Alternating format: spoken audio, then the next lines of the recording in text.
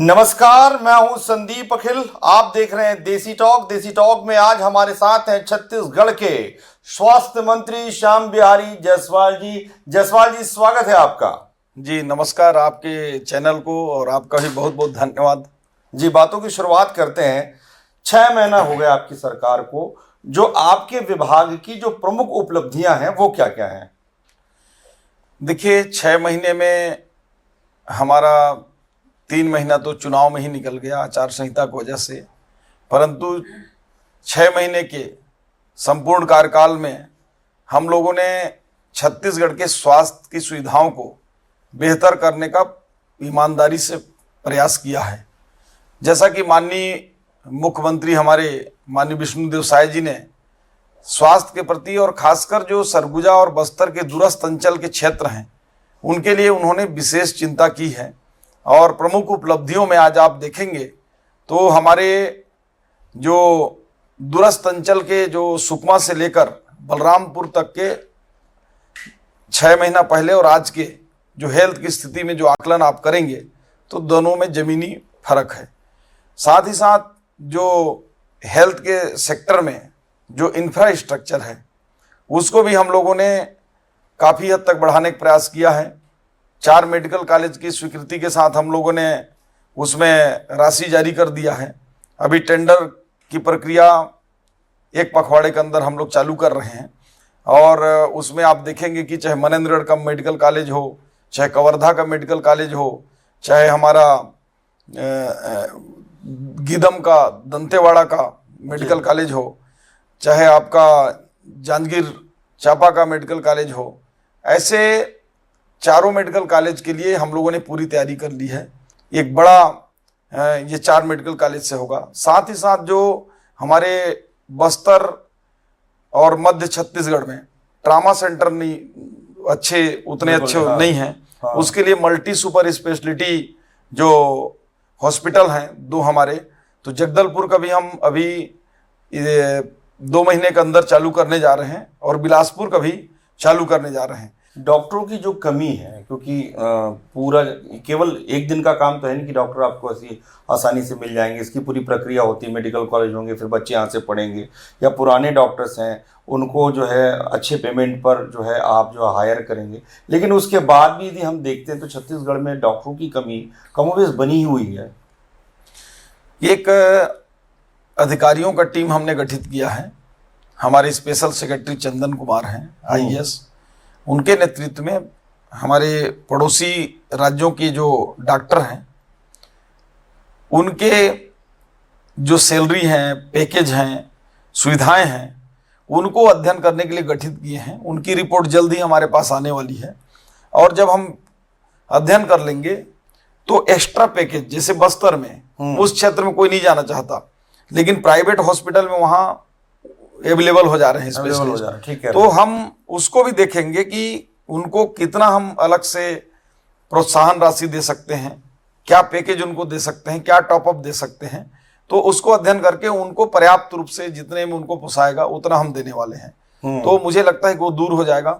साथ ही हमारे जो मेडिकल कॉलेजों की संख्या बढ़ती जा रही है और मैं आपको बता दूं अभी 10 दिन के अंदर हम लोग लगभग 500 डॉक्टरों का, स्पेशलिस्ट और मेडिकल ऑफिसर का नियुक्ति करने जा रहे हैं। ये बॉन्ड के माध्यम से, जो 2 साल का बॉन्ड होता है। लेकिन अमूमन देखा जाता है कि ये बॉन्ड डॉक्टर नौकरी भी छोड़कर चले जाते हैं, जो पेनाल्टी है उसको जमा कर देते हैं। तो इसको हम बढ़ाने जा रहे हैं, जिसे स्पेशलिस्ट को लगभग 1 करोड़ के आसपास करने जा रहे हैं।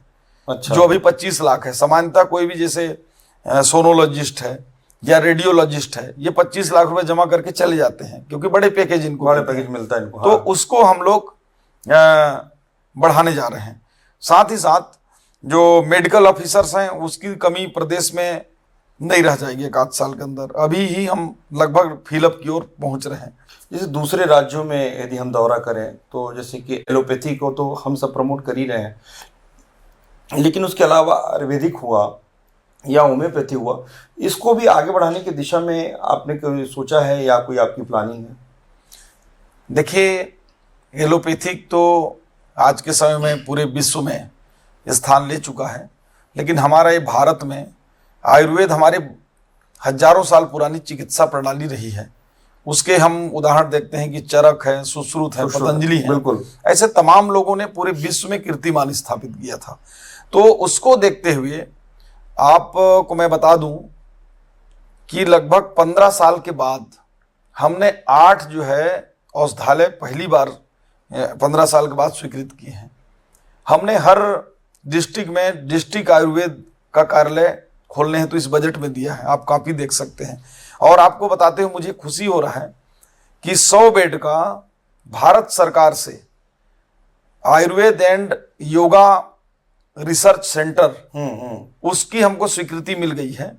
उसका केंद्र जो है हमारा एनआईटी के सामने जो आयुर्वेद का बाउंड्री वाला जगह है जी जी। उसमें जल्द ही चालू होने जा रहा है, उसकी स्वीकृति मिल गई है। ये लगता है माइलस्टोन साबित होगा। और मैं आपको बता दूं कि मैं भारत सरकार से माननीय आयुष मंत्री पिछले समय सर्बानंद सोनोवाल जी थे, अभी तो मंत्री बदल गए हैं, तो मैंने उनसे आयुर्वेद का एम्स की मांग की है और मैं प्रयास करूंगा कि आयुर्वेद का एम्स छत्तीसगढ़ में आ जाए। तो मैं एलोपैथिक के साथ साथ आयुर्वेदा को भी टॉप लिस्ट में ले जाकर इसको प्रमुखता के साथ उभारने का मेरा छत्तीसगढ़ में विजन है। योजनाओं को लेकर बड़ी बात हो रही है। पूर्व मुख्यमंत्री भूपेश बघेल आरोप लगा रहे हैं स्वास्थ्य योजनाओं का नाम जैसे खूबचंद बघेल जी के नाम से था, उन योजनाओं का नाम आप लोग बदल रहे हैं। तो क्या नाम बदलने से या योजना, ये सब जो चीजें आती हैं, राजनीति जो होती है, उसे लेकर आपका क्या कहना है? देखिए, योजनाओं का नाम हम नहीं बदल रहे हैं। समय समय पर लोगों को आकर्षित करने के लिए हमारे महापुरुषों का हम योजनाओं में नाम लाते रहते हैं। अभी जो है शहीद वीर नारायण जी के नाम से हम लोगों ने, उनका कहना है कोई आपत्ति नहीं है उसमें वीर नारायण जी से, लेकिन खूबचंद बघेल जी भी एक बड़ा चेहरा रहे हैं, बड़ा नाम रहे हैं छत्तीसगढ़ के लिए। अब उनका चेहरा नाम हटाने से कहीं न कहीं छत्तीसगढ़ियों का और छत्तीसगढ़ से जुड़े लोगों के मन में ठेस पहुंची, ऐसा उनका कहना है। देखिए, खूबचंद बघेल जी निर्विवाद रूप से हमारे छत्तीसगढ़ के एक बड़े चेहरे रहे हैं और उनको नाम को हमने हटाया नहीं है, हमने शहीद वीर नारायण जी के नाम को आगे लाया है। उसका कारण है कि जो वनांचल में रहने वाले जनजाति समाज के लोग हैं वो आयुष्मान कार्ड का उपयोग कम कर रहे हैं। तो चूंकि शहीद वीर नारायण जी के नाम से योजना चलाकर उनको ज़्यादा से ज़्यादा वो लोग कैसे वनांचल के लोग लाभ ले सकें, इसलिए हम लोगों ने शहीद वीर नारायण का लाया है।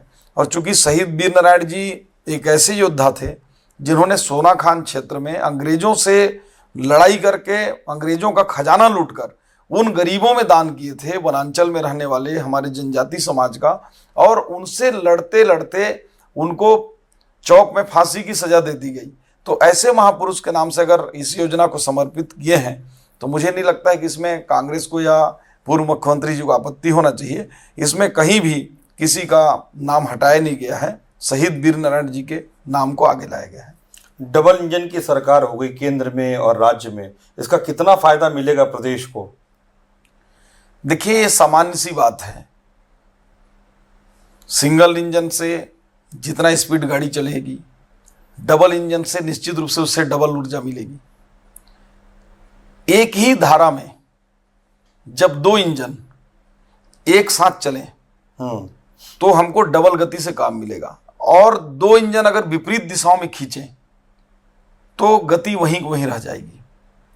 और आपने देखा होगा पिछले समय में जो 2 इंजन थे, छत्तीसगढ़ का सिंगल इंजन और हमारे माननीय नरेंद्र मोदी जी के इंजन, तो जो दिल्ली का इंजन यहाँ के लिए ऊर्जा भेजते थे, जैसे प्रधानमंत्री आवास, 18 लाख लोगों का प्रधानमंत्री आवास इसलिए रोक दिया गया कि सिर्फ प्रधानमंत्री आवास उसका नाम था। छत्तीसगढ़ के लोगों को प्रधानमंत्री आवास से वंचित कर दिया गया। अमृत जल मिशन, दिल्ली से पैसा तो आ रहा है, लेकिन यहाँ पे मेरे को एक गांव, पिछली सरकार के जो कोई भी जिम्मेदार व्यक्ति एक गांव का नाम बता दें कि उन्होंने 4 साल में जो योजना चालू हुई उसमें एक गांव को पानी पहुंचाया हो, जबकि कई हजार करोड़ माननीय मोदी जी ने दिल्ली से भेजा। तो निश्चित रूप से जो विपरीत दिशाओं के जो इंजन हैं वो, और डबल इंजन की एक दिशा की जो सरकार है उससे गति आती है, और उसका परिणाम ये है कि आप देख सकते हैं कि 18 लाख लोगों को प्रधानमंत्री आवास का हमने मंजूरी दिया।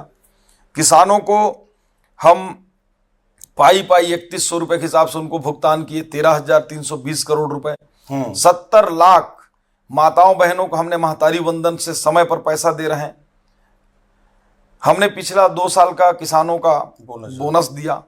अगर ऐसा हम कर पाए तो केवल और केवल डबल इंजन की सरकार के दम पे कर पाए। यदि सिंगल इंजन होती तो मुझे नहीं लगता है कि हम ये सब जन कल्याणकारी कार्य कर पाए होते।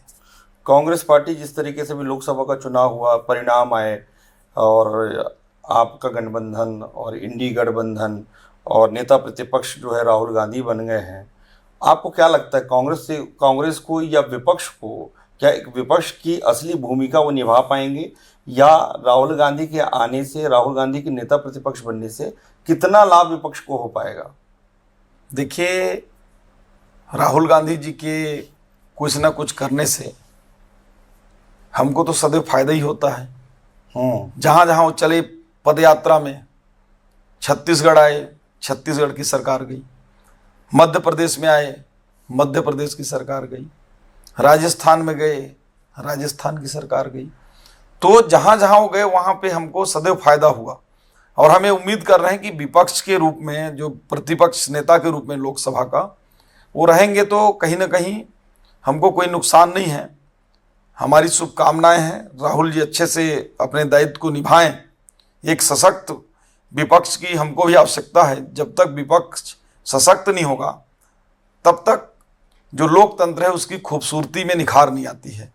तो मैं तो यही कहूँगा कि और अच्छे से करें, लेकिन हमको जिस प्रकार से पुराने रिकॉर्ड और अनुभव हैं, आप देखेंगे कि भारतीय जनता पार्टी लोकसभा में लगातार वो भाषण दे रहे हैं, लगातार जो है मोदी जी को, केंद्र की सरकार को घेरने की कोशिश कर रहे हैं।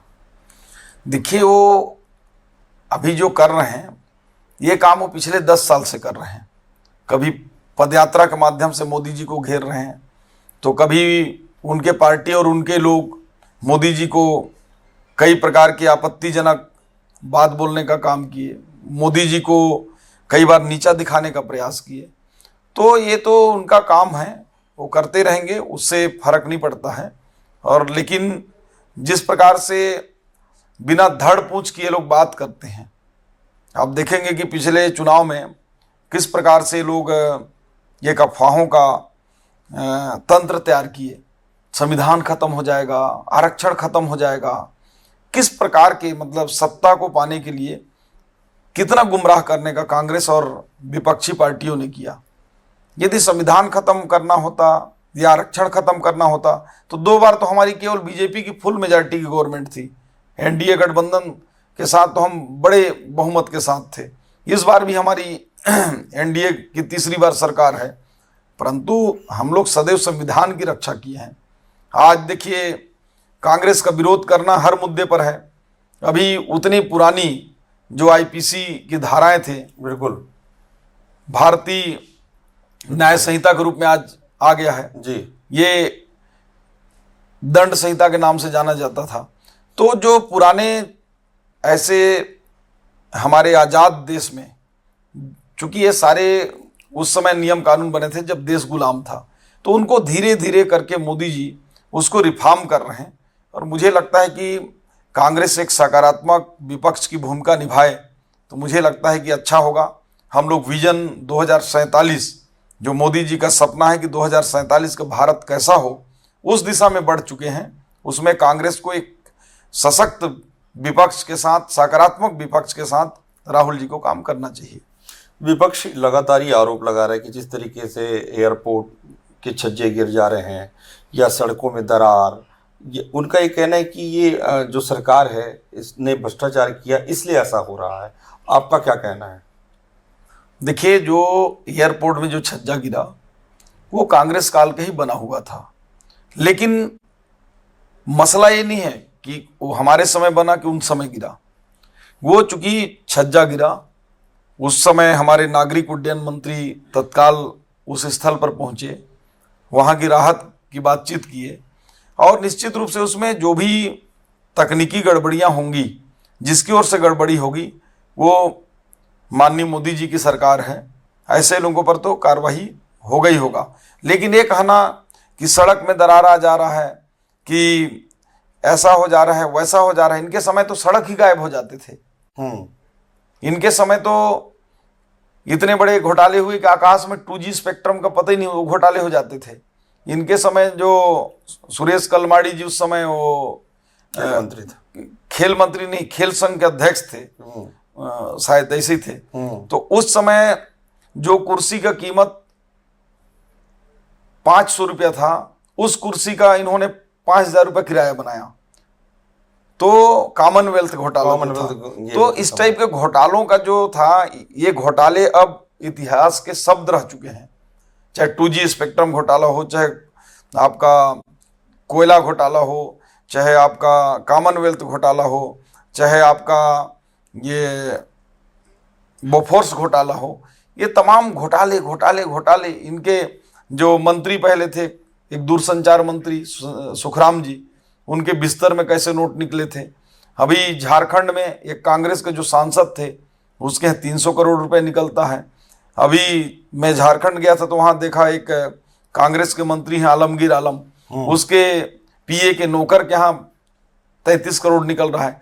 तो ये कांग्रेस क्या बात करेगी कि सड़क में दरार है कि ये हो गया। घोटालों की इनकी सरकार थी। अब घोटाले जो है किताबों में पढ़ाए जाएंगे, इतिहास में, क्योंकि प्रैक्टिकल में जब तक भारतीय जनता पार्टी और मोदी जी की सरकार है, मुझे नहीं लगता कि लोगों को ये दृश्य कभी सुनने और देखने को मिलेगा।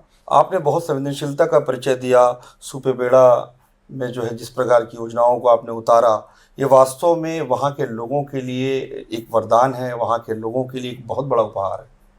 जब मैं पॉलिटिक्स में नहीं था, ये उन दिनों की बात है 2004-05, उस समय हमारे गांव में ब्लैक एंड व्हाइट टीवी चलता था। और उस समय एक ही चैनल आता था, दूरदर्शन। वो DD 1, 2, 3 भी नहीं था, केवल दूरदर्शन आता था। और उस समय राष्ट्रीय समाचार में ये सुपेबेड़ा का नाम आया था। उस समय मेरे को अच्छे से ध्यान है। और उस समय के बाद से समस्या चलते चलते जब मैं 2013 में विधायक बना, तो 13 से 18 के बीच में विधानसभा में कई बार सुपेबेड़ा का समस्या जिक्र हुआ होगा। वहां जिक्र हुआ। तो मन में एक बात तो थी कि ये सुपेबेड़ा की समस्या किस प्रकार से है, लोग कैसे वहां होंगे। और सौभाग्य से माननीय विष्णुदेव साय जी ने मुझे स्वास्थ्य विभाग का जिम्मा भी दिया। और जब से मैंने जिम्मा संभाला, पहला दौरा मेरा मेकाहारा का था। इसके बाद प्रदेश के दूसरे क्षेत्र के लिए अगर कोई एक्शन प्लान मैंने बनाया तो सुपेबेड़ा का बनाया।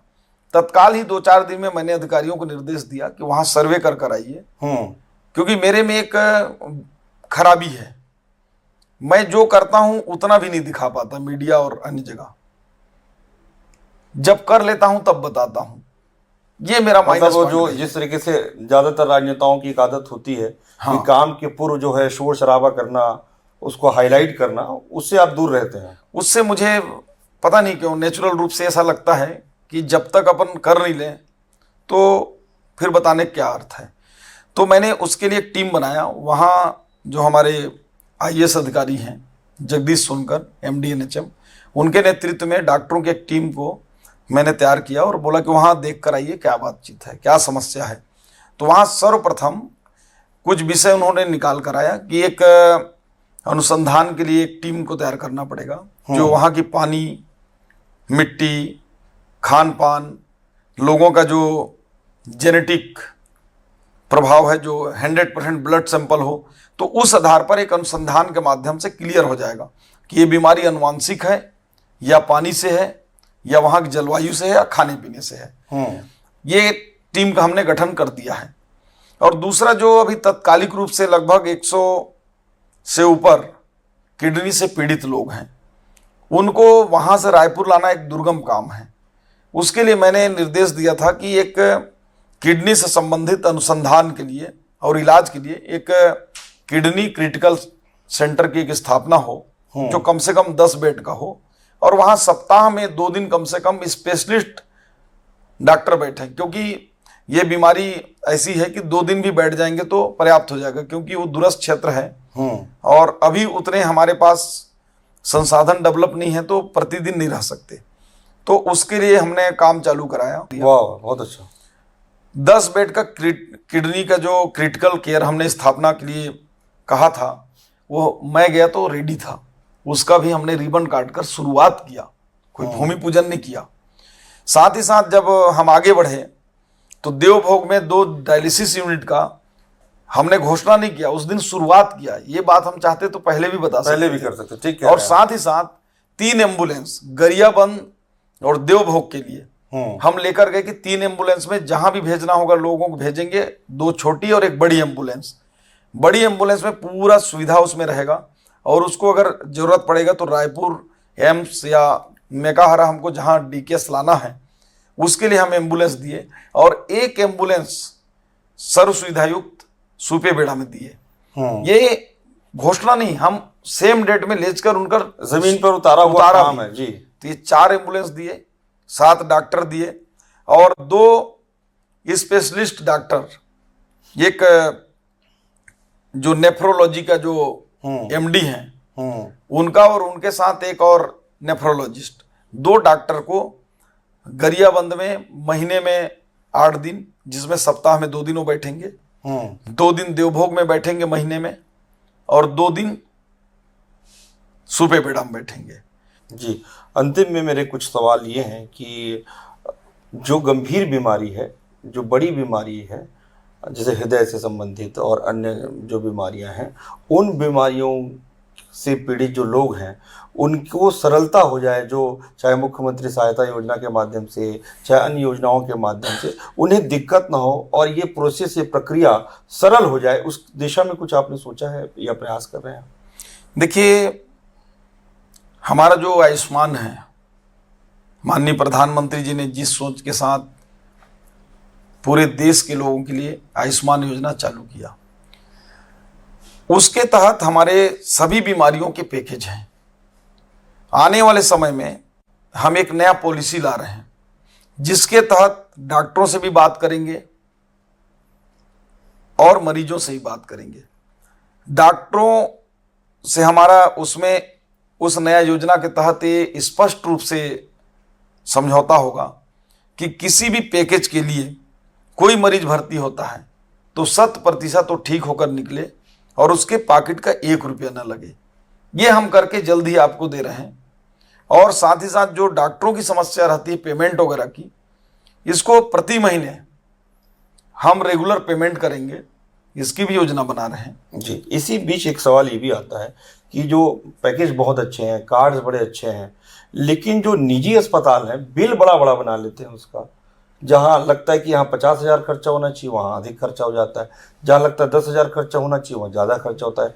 जिस तरीके से इंश्योरेंस कंपनी वाले, जहाँ पर कम लगता है, यदि अस्पताल में इंश्योरेंस का आप उपयोग करेंगे तो उसको जस्ट डबल लगने लगता है। तो इसको भी लगाम लगाने के लिए किस तरीके से आप लोग ऑडिट की प्रक्रिया बना रहे हैं? देखिए, आपका ये सवाल बहुत ही अच्छा है, मैं इसी विषय में बताने ही जा रहा था। चूँकि ये कई बार आता है कि कई हॉस्पिटलों में ओवर बिलिंग और कई ऐसे बातों की बातचीत भी आई है।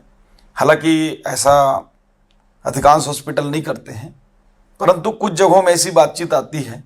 तो उसके रोकथाम के लिए हम लोग अभी फर्स्ट फेज में एक कमेटी गठन कर दिए हैं, उन्होंने पूरा सिस्टम बना लिया है। हम इस बार 1 लाख तक के जो बीमारी है, क्योंकि 1 लाख तक के लोगों का इलाज लगभग 97% लोग 1 लाख का ही लाभ ले पाते हैं। उसके ऊपर का जो इलाज है उसको हम लोग देखेंगे ट्रस्ट मोड पर, और 1 लाख तक का इंश्योरेंस को देने वाले हैं। तो ये सारी बातें खत्म हो जाएगी, चाहे वो कितनों ही बिल बने, कितनों ही इलाज कराएं, बिल्कुल, क्योंकि इंश्योरेंस कंपनी समझेगी, वो अपना मॉनिटरिंग करेंगे, प्रॉफिट हो तो उनका, लॉस हो तो उनका। हम इंश्योरेंस को देने वाले हैं, जो ऐसा हमारे पहले भारतीय जनता पार्टी की सरकार में चल रहा था जी। तो उससे बहुत अच्छा काम हो रहा था जी। निजी अस्पतालों को लेकर जो लोगों की एक मंशा रहती है कि भाई 2 चीज़ें, एक सरकारी अस्पताल को लेकर वहाँ इलाज ठीक नहीं हुई, और जो निजी अस्पताल हैं ज़्यादा पैसा लगी। तो दोनों जगह जो स्थितियां हैं, दोनों आपके ही हैं, दोनों आपके अंतर्गत आते हैं। सरकारी जो स्वास्थ्य व्यवस्था है, अस्पताल है, उसको लेकर एक अच्छी सोच बने, और निजी अस्पताल को लेकर एक शंका है कि यहाँ जाने पर जो है वो इतना पैसा लग जाएगा। ये दोनों जो विषय हैं या दोनों जो विचार हैं, उसे किस तरीके से आप अपने विभाग के माध्यम से ठीक करेंगे? देखिए, अभी दोनों में बहुत अंतर है।